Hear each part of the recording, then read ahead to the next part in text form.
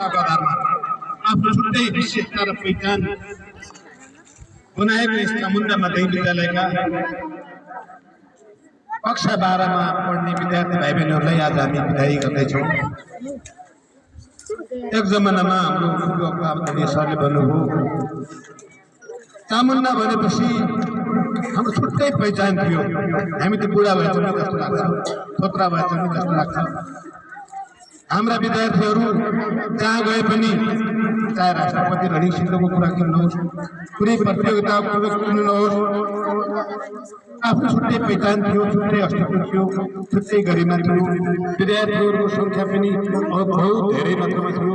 बरु भौतिक अवस्था साह्रो थियो, पुराना घर थिए, फर्निचरको व्यवस्था थिएन, धुलोमा बस्नु पर्थ्यो, ढुङ्गा ओछ्याएर बस्नु पर्थ्यो र हाम्रो छुट्टै गरिमा थियो, पहिचान थियो।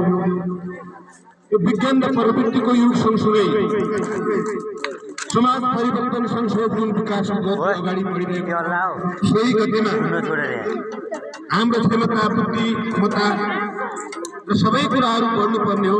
खै किन अहिले पुगिरहेको छ। हाम्रा विद्यार्थी भाइ बहिनीहरू पनि मनलाई आउने, मनलाई नआउने, स्ट्यान्डर्ड लागेको हो कि नलागेको हो कि, हामी पनि त्यो स्ट्यान्डर्ड हाम्रा गर्न लागेको हो कि त्यो कस्तो, र हाम्रा अभिभावकहरू पनि आए कति सक्रिय थिए, कति जागरुक थियो, सबै पहिला जस्तो मैले महसुस गरेको छु। यसरी हाम्रो जिन्दगी चल्दैन। हामीले आफूलाई सक्षम बनाउनको लागि, आफूलाई सफल बनाउनको लागि हाम्रा सम्पूर्ण विद्यार्थी भाइ बहिनीहरू आफूसँग भएको प्रतिभालाई प्रस्फुटित गराउनको लागि बिउजुनुपर्छ, जाग्नुपर्छ। अहिलेको यो विज्ञान र प्रवृत्तिको युगमा ठुलो सृष्टि गरेर जोस, जाँगर, उमङ्ग र हौसला भएन भने हामीले केही गर्न सक्दैनौँ। विगतमा कृषि गरेर पनि गुजारा हुन्थ्यो, विदेश गएर पनि गुजारा हुन्थ्यो।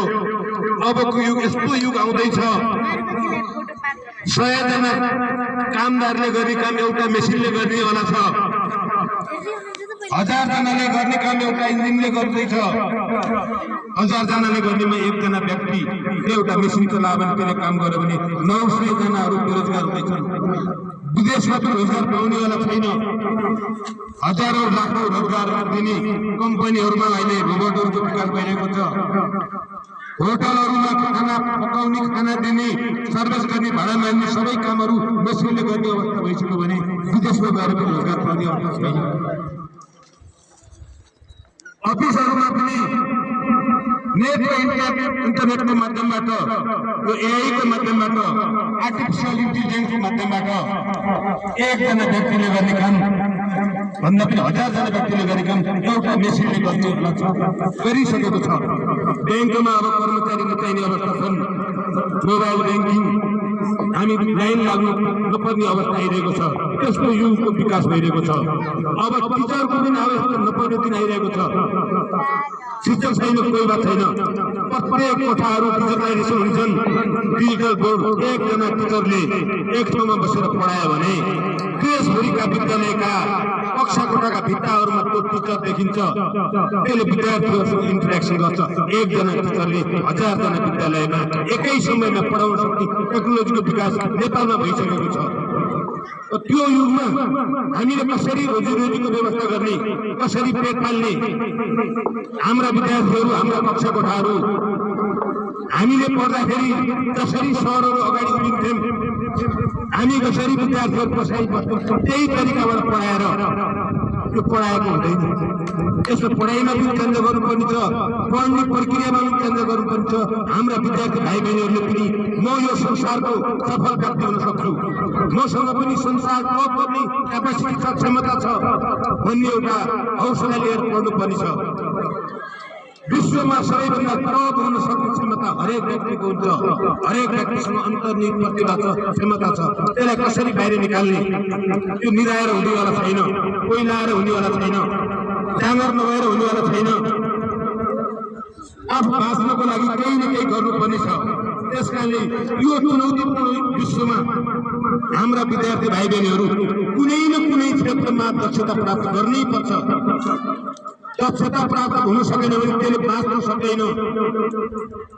जसरी यो पृथ्वीबाट डाइनोसर लोप भयो त्यसरी नै आफ्नो सक्षमता प्रस्तुत गर्न सकेन भने हामी पनि यो पृथ्वीबाट लोप हुनेछौँ। आफू बाँच्नको लागि जुझ्न सक्ने क्षमताको विकास भएन भने त्यो व्यक्तिले बाँच्न सक्दैन। त्यसकारणले हाम्रा विद्यार्थी जहाँ गए पनि सफल विद्यार्थी बन्नुहोला। चामुण्डा माध्यमिक विद्यालय भएपछि चाहे त्यो मन्त्रालयमा गएपछि प्रदेशमा गए पनि केन्द्रमा गएपछि पनि ओहो चामुण्डा माध्यमिक विद्यालयमा पढेको विद्यार्थी सक्षम छ, कुनै मानेमा पनि कमजोर छैन। हाम्रा मन्त्रालयमा हाम्रो अहिलेको युवा विद्यार्थी साथीहरू हुनुहुन्छ, राजनीतिक क्षेत्रमा कोही हाम्रो विद्यार्थीहरू हुनुहुन्छ। हामीलाई गौरव लाग्छ, हाम्रो विगत यस्तो उज्जवल विगत छ। अहिले त्यस्तो हाम्रा विद्यार्थीहरू पनि त्यो अवस्थामा पुग्नुहोला। घरमै बसेर हिजोका पुर्खाले के गरेका थिए अब म त्यही गर्छु भनेर सुन्नेवाला छैन। त्यसकारणले हाम्रा साना भाइ बहिनीहरूले पनि अब चिटेर पास गरौँला, सारेर पास गरौँला, हजुर सर मलाई 2 नम्बर थपिदिनु होला भनेर पास गर्ने त्यो जमाना पनि छैन। पास गरेको कुनै कामै पनि छैन। अब त सक्षम भएर निर्णय गर्न सक्ने क्षमता बनाएर मात्र विद्यार्थी अगाडि जानु होला। चाहे एकैजना किन नहोस्, सक्षम हुनुपर्छ। समाज सुधार गर्नको लागि, परिवर्तन गर्नको लागि त्यो भिडको आवश्यक पर्दैन, बुद्धिको आवश्यक पर्छ। यो संसारमा 20% मान्छेहरू आफ्नो खुट्टामा अडिएका हुन्छन्, आफ्नो हृदय अनुसार अगाडि चल्छन् भने 80% मान्छेहरू भिडको पछाडि दौड्छन्। जता भिड लाग्छ सिटी बजाउँदा त्यता पछाडि लाग्छ, जता भिड वा पछाडि लाग्ने।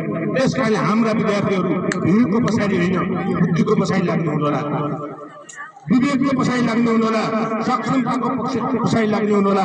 त्यसकारणले शिक्षालाई उत्पादनसँग जोड्ने, श्रमसँग जोड्ने, खुसीसँग जोड्ने, आनन्दसँग जोड्ने।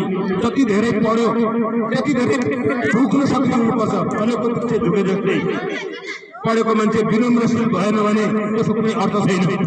त्यसको आनी बानीमा सुधार भएन भने एउटा घाँस काट्ने खतरको गोठालो र पढेको 12 पास गरेको, डिग्री पास गरेको व्यक्तिको आनी बानी खानपिन पनि मिलेन भने पनि त्यो पढेको अर्थै छैन। त्यो सर्टिफिकेट जे दिएर फाल्दै हुन्छ, चाहे पिएचडी पास गरोस्, चाहे फर्स्ट डिग्री पास गरोस्। त्यसको आचरण राम्रो भएन भने पढे लेखेको होइन, त्यो चिज लिएर पढे जस्तै हो। त्यसकारणले हाम्रा विद्यार्थीहरूको बानी पनि राम्रो हुनुपर्छ, स्वभाव राम्रो हुनुपर्छ, बोली राम्रो हुनुपर्छ, मिठास हुनु पर्यो, करुणामय हुनु पर्यो। वैगुणलाई पनि गुणले जित्न सक्ने त्यस्ता विद्यार्थीहरू चामुण्डा माध्यमिक विद्यालयका हाम्रा विद्यार्थी भाइ बहिनी हुनुहोला। हजुरहरू जहाँ गए पनि हामी तपाईँहरूलाई सहयोग गर्नुपर्ने, सल्लाह गर्नुपर्ने, बौद्धिकतादेखि लिएर धेरै क्षेत्रमा तपाईँहरूलाई हामी सहयोग गर्न तत्पर छौँ। त्यो नसम्झनु होला कि हाम्रा विद्यार्थीहरू चामुण्डा पढेको विद्यार्थीहरू जहाँ गए पनि भेटाउनुहुन्छ। म चामुण्डाको विद्यार्थी भनेपछि उहाँहरूले हातेमालो गरेर तपाईँहरूलाई सहयोग गर्नको लागि तयार हुनुहुन्छ। तपाईँ यो सहयोग लिनको लागि पनि आफू पनि केही हुनुपर्छ नि, केही पाउनको लागि केही गुमाउनुपर्छ। विनम्रता हुनुपर्छ, नम्रता हुनुपर्छ, शिष्टता हुनुपर्छ, सभ्यता भयो भनेपछि हरेक चिज प्राप्त हुन्छ। त्यसकारणले हाम्रा कक्षा 12का विद्यार्थी भाइ बहिनीहरूको उज्जवल भविष्यको कामना गर्दै तपाईँहरूको भविष्य नै हाम्रो चामुण्डा नगरपालिका